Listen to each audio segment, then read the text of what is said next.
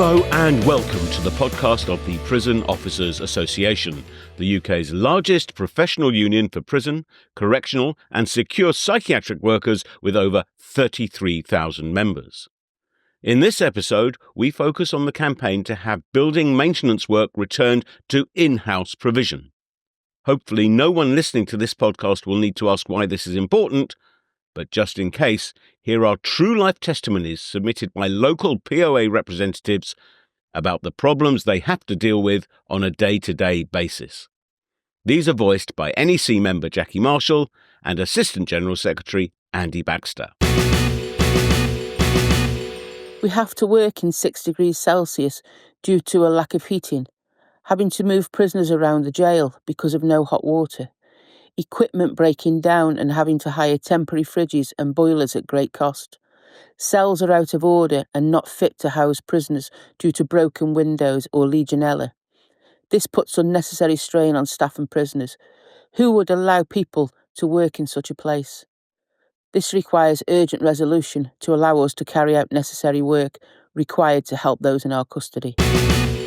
In recent weeks, I've raised over 10 different works requests due to a leak in a service cupboard. Each time I've had a plumber turn up and not touch it. He says it's electrical. Then an electrician turns up and he won't touch it because he says there's water present. The call gets cancelled as it's been attended. However, the issue is not fixed. The main secure corridor becomes very slippy during the winter because of condensation forming on the floor.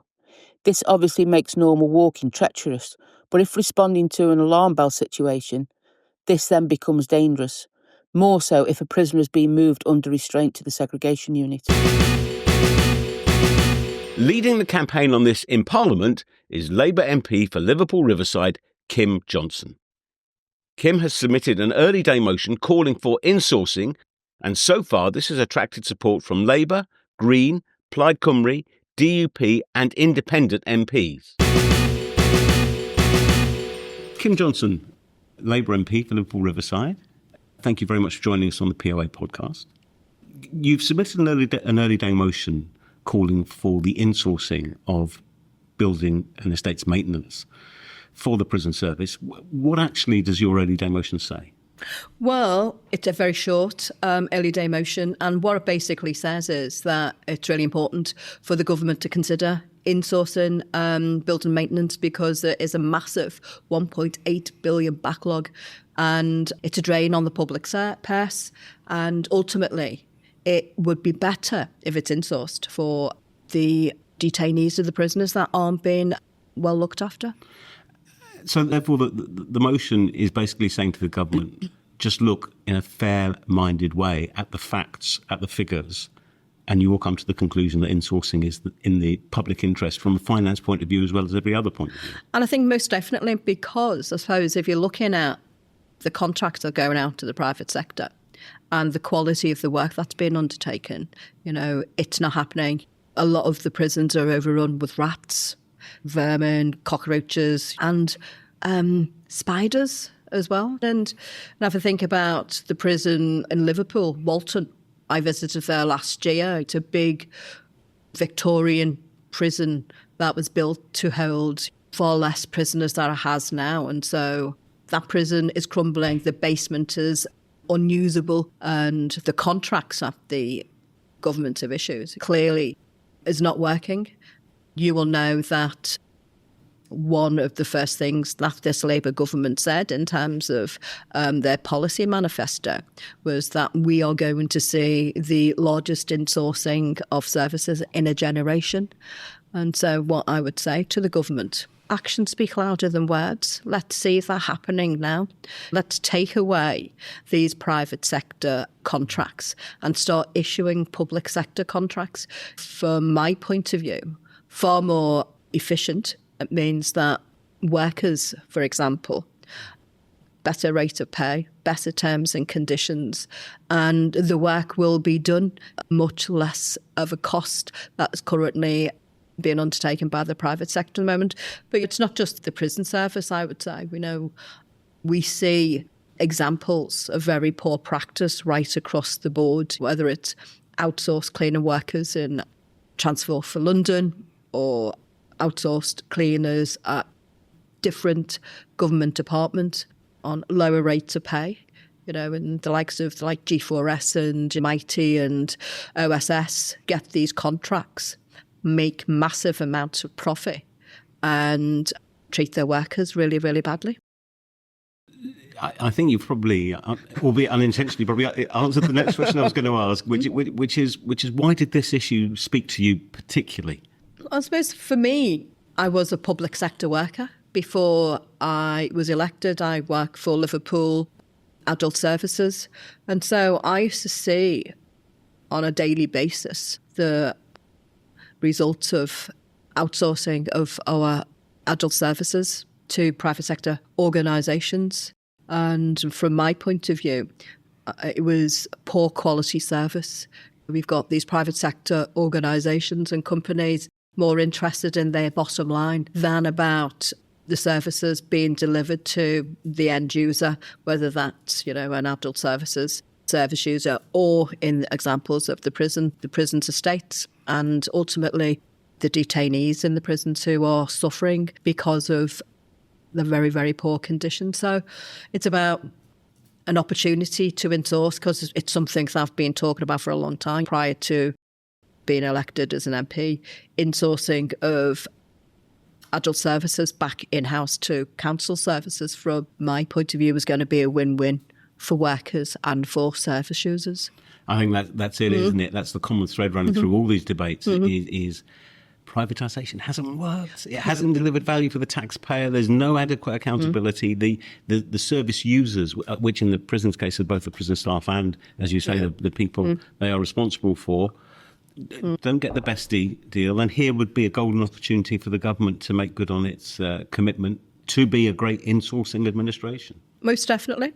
As I said earlier, actions speak louder than the words, and prison officers and prisoners are being subjected to very poor conditions, crumbling buildings, things falling on the head, and being subject to vermin in the prisons and what all that brings with it, whether that's vials, disease and, other nasty things. And while prisons are about rehabilitation, it doesn't mean to say that people need to be dehumanised in this way. Yeah, we've heard some what have been taken, I think, legitimately to be encouraging words from the Prisons Minister, James Timpson, haven't we? That there seems to be a softening of the government's position that started off very much, no, we're going to stay with an outsourced solution, to actually, there's some stuff for us to think about here. Your early day motion has attracted an impressive range of support from other parties, representatives of other parties and independent MPs. What can POA members and local reps do to help them in terms of building support for your early day motion? Definitely contacting MPs to say support the early day motion, and to think about what the government needs to do moving forward in terms of insourcing and building maintenance. Say £1.8 billion backlog and sizable amount of money, but it's about the money that these private sector companies are making on the backs of public services. I'm a firm believer in public money for public services. Yeah, I mean, it's not just as you say, the sanitation question, if you like. If you look at the number of prison cells that are not usable because of faults that really should have been fixed, can be fixed, and the pressure that there is on prison numbers, there are so many dimensions to this. Definitely. And I think if it was insourced, you've got a dedicated workforce, a workforce of people with the relevant skills and experience and able to undertake those jobs that need to be undertaken, far more quickly and efficiently. It's a win-win situation at the end of the day. And in fact, where local management in the prison service, where prison governors have just kind of thrown up their hands in horror at the frustration of all this, and have authorised looking within the prison population for people with the skills to deliver a range of buildings maintenance services, that's worked as well, hasn't it? Well, I suppose in terms of going back to the whole issue about rehabilitation and preparing people for being outside and having the skills to be able to set up a business or develop skills, I think it's really important. Some prisons do that. I went to an open prison near to Warrington And they do like plastering courses, various types of tradespeople type courses that provide an opportunity for people to turn their lives around on the outside by having these skills and the opportunity to be gainfully employed. Now, in terms of parliamentary procedure, your early day motion is open for support. Mm-hmm. We hope, obviously, it will garner a lot of support, mm-hmm. even more support than it's had at the moment. What happens to it then? At some point, presumably, there's a closing date for people to say, MPs to say, yeah, we're back this. It's that, I think, one of the important things to remember about early day motions is about raising awareness and raising the profile. And it's an opportunity for the public to get in touch with their MPs, to put some pressure on the government to say, well, it's been supported by X number of people, and if constituents are raising it directly with their MPs, who are then going to ask questions, whether it's oral questions, written parliamentary questions about the subject matter, I think it's just benefits the whole issue about insourcing, because the more people that put pressure on, the more people that know about it and ask about it, the governments are likely to, hopefully, take notice and think, OK, yeah, this is what we need to do, because, as we said, we are going to see the largest drive for insourcing in a generation. So this is not just a kind of going through the motions thing. This is a real opportunity. The government's opened the door a smidge here, yeah. And the more weights via public opinion through MPs to support your early day motion, there's a real chance of pushing that door open. Well, yes, and we've seen that with other campaigns, haven't we? Whether that be Post Office Horizon, so people saying, well, it's unacceptable, and this needs to change, it needs to happen. Why are private sector companies benefiting from public sector finances and not undertaking the work that they've been paid to do? And our prisons are crumbling, as you mentioned. The opportunity for ourselves to be in use has been taken away, and we know that there is a problem at the moment in terms of capacity. The government, one of the first things the government had to do when they came in was look at that process of allowing prisoners to be released earlier on in their sentences to free up space. It was quite a scary time, really, but we have people in prisons in crammed conditions, dehumanised conditions that, needs to change. And I think whilst your early day motion has attracted support from a wide political spectrum, there are a couple of groupings in Parliament who are notable by their absence, and therefore, listeners, if your MP is a Liberal Democrat MP or a Conservative MP, it's particularly valuable, I think, for you to put pressure on them in terms of writing to them asking them to support the early day motion, because they're noticeable by their absence at the moment.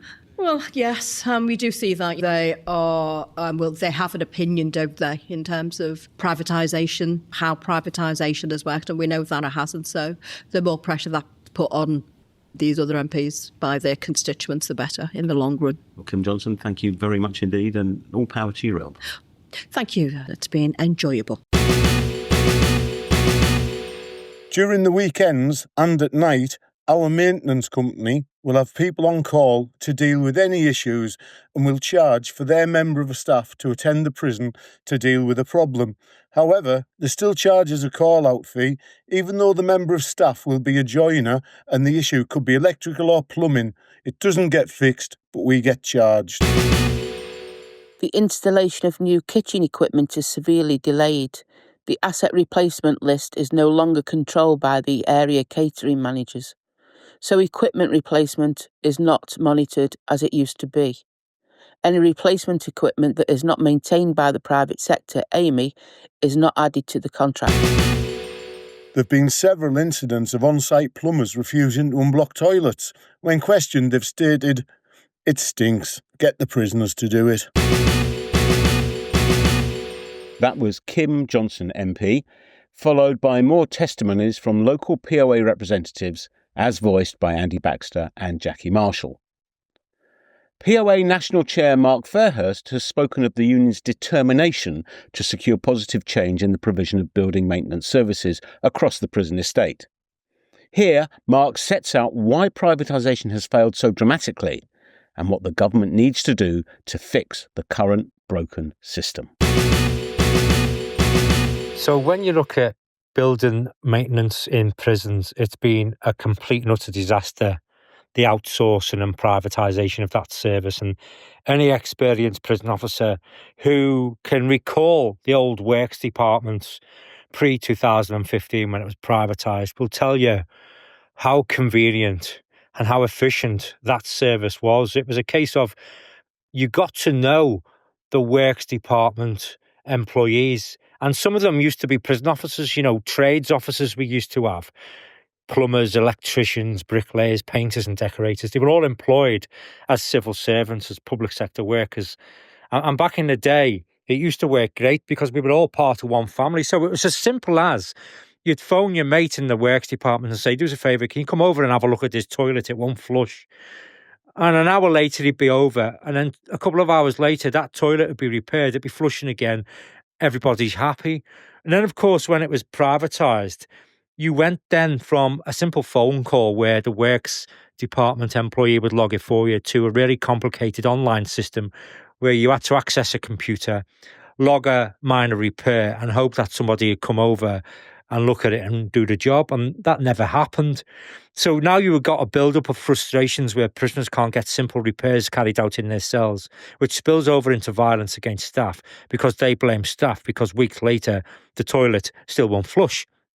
So you can see the problems that privatisation caused. And it was brought about because they thought they could save the taxpayer money and it'd be a more efficient system, whereas an audit several years later after Carillion went bust proved that it was costing the taxpayer 3 times as much. It'd been a complete and utter disaster. It wasn't value for money. And now we're seeing £1.8 billion worth of repairs outstanding. Now think about it. You will never ever, even if you bring it back in-house, you will never ever complete £1.8 billion worth of repairs in a timely manner. So that's the situation we find ourselves in. But the biggest disappointment for me is this announcement from the Labour Party. We're going to adhere to our manifesto pledge, and you will see the biggest insourcing of contracts and maintenance and public sector services that you've ever seen, except, of course, if you work in a prison, because it doesn't or it isn't applicable to the prison service. And that, for me, is a major betrayal by this government who keep going back on their pledges to the working class people. It's as simple as this. They've already announced that they're going to continue to insource it. They're going to look at local contracts for building maintenance. We know it doesn't work. It's not going to work. Like we've seen in the past, simple things like pest control will be out of scope, so governors will have to pay through the nose to get someone in when we used to have a works officer complete those tasks. And simple things like replacing lights in cells, which some jails have been getting charged £5,000 for, will continue to rip off the taxpayer. So we want it back in-house. We've got a campaign to bring it back in-house. And if it doesn't come back in-house, well, it's just another lie from the Labour Party. My thanks to Kim, Jackie, Andy and Mark. You can keep up to date on developments in this campaign by visiting poauk.org.uk, where you can also find details of all the campaigning, organising and representational work the union undertakes on behalf of its members. You can also find out how to join the POA should you not already be a member. Thank you for listening. We hope you have enjoyed what you have heard and will join us for the next episode of the POA podcast. Thank you and goodbye.